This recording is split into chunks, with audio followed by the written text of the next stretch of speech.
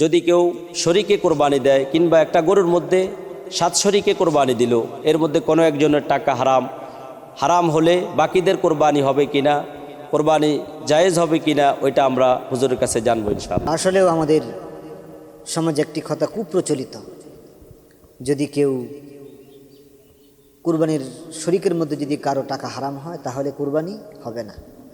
এটা কতটুকু সত্য বা এটা কতটুকু যুক্তিযুক্ত? তো ভাইরা আমার, ধরেন আপনি 7 শরীকে কুরবানি দিলেন, এবার 6 জনের টাকাই হালাল, একবারে পিওর টাকা, পিওর ইনকাম, একজনের টাকা হারাম পাওয়া গেছে। তো ভাইরা আমার, সেক্ষেত্রে মাসআলা হচ্ছে পুরা 6 জনের কুরবানিও যে হারামটা তারটা তো বাতিল হবেই, সাথে যে 6 জন শরিক হয়েছিল সেই 6 জনের কুরবানিও বাতিল হয়ে যাবে।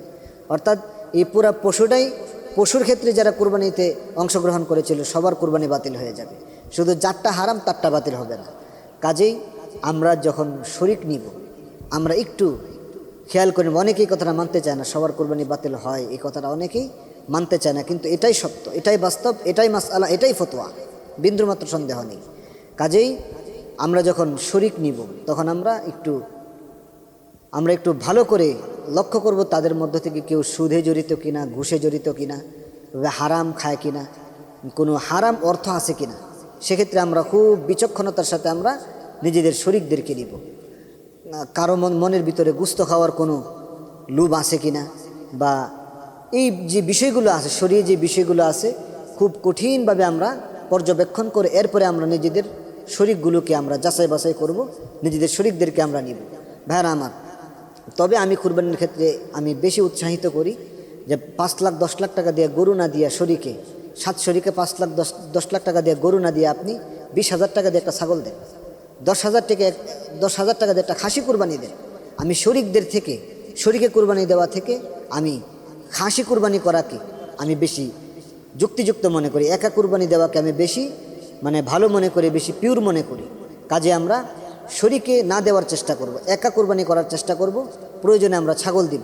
আমি কথা বলছি না যে শরিকে কুরবানি দেওয়া জায়েজ নেই, হ্যাঁ অবশ্যই জায়েজ আছে। তবে শরীয়ত নেই, শরিকে কুরবানি দিলে তখন টাকা পয়সা কাটটা হালাল হারাম এক্ষেত্রে আমরা পরিপূর্ণ শিওর হতে পারি না, স্পষ্ট হতে পারি না। সেক্ষেত্রেই কুরবানিকে পরিপূর্ণ পিওর করার জন্য, ভেজাল মুক্ত করার জন্য আমাদের একা কুরবানি দেওয়াটাই, সেটা যদি ছোটও হয়, বিশাল বড় গরু দিতে হবে এই নিয়ত করে কুরবানি দিলে তো কুরবানি হবে না। একবার 10 লাখ টাকা দিয়ে গরু কিনতে হবে এই নিয়তে যদি কুরবানি দেয় আমাদের কুরবানি তো হবে না। মূল কথা হচ্ছে আমরা কুরবানি দেব আল্লাহর জন্য, সেটা ছাগল দিলেও আল্লাহ কবুল করবেন, গরু দিলেও আল্লাহ কবুল করবেন। কাজেই ব্যক্তিত্ব ফুটাতে গিয়ে আমরা শরীকে বিশাল বড় গরু কুরবানি না দিয়ে নিজের সামর্থ্য অনুযায়ী চেষ্টা করবো যেন আমরা একা কুরবানি দিতে পারি।